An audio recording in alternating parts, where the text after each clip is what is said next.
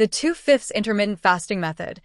How 800-calorie days influence your body and hunger hormones. Intermittent fasting continues to grow in popularity, and one of the most flexible versions is the 2/5 method, also known as the 5:2 pattern. Instead of restricting food every day, this approach focuses on 2 low-intake days, typically around 800 kilocalories, while the other 5 days follow normal, balanced eating. Beyond weight management and metabolic support, many people are curious about what fasting does to hormones, especially the ones that influence hunger, fullness, and energy. This article breaks down the benefits of the 2 out of 5 method and explains how fasting affects key hormones like ghrelin, leptin, and insulin. What is the 2/5 5:2 intermittent fasting method? The structure is simple. 5 days, normal, balanced meals. 2 days, reduced intake, around 800 kilocalories, usually spaced apart. This rhythm allows the body to experience periods of lower energy intake without the intensity of daily restriction. Benefit 1. Supports weight management. Public health sources often note that intermittent fasting patterns can help reduce overall weekly calorie intake.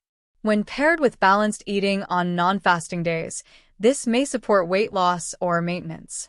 The psychological advantage is huge. You only have 2 structured low-intake days, making the plan feel more achievable and less restrictive. Benefit 2. May improve metabolic markers. Intermittent fasting is often linked with improvements in blood sugar regulation, insulin sensitivity, cholesterol patterns. These effects vary between individuals, but many people appreciate the sense of metabolic reset that fasting days can bring.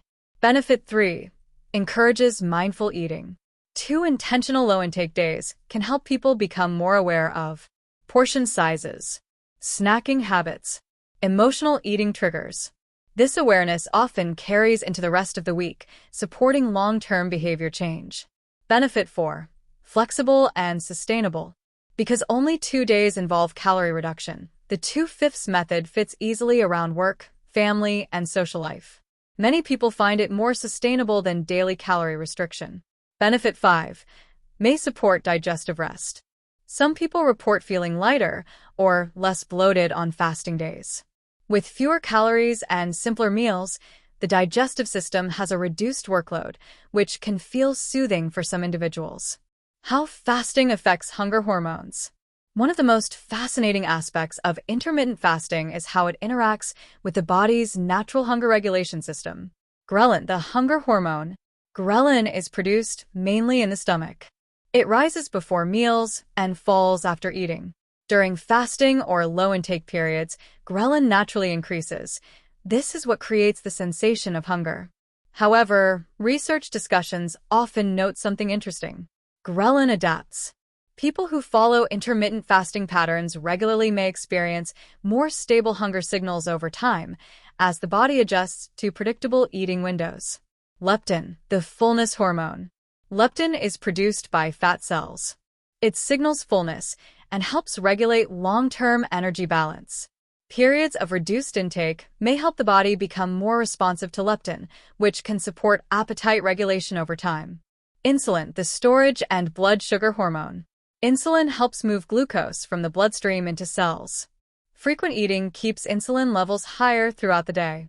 On low-intake days, insulin levels naturally fall, giving the body a break from constant glucose processing.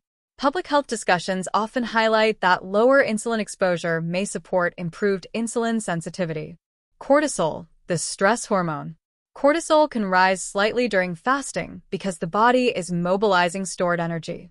This is a normal physiological response. Balanced fasting patterns like the 2/5 method tend to keep this response within a manageable range for most people. Important note: intermittent fasting isn't suitable for everyone.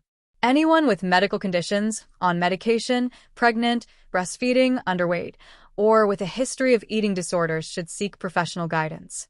This article is for general education and awareness only.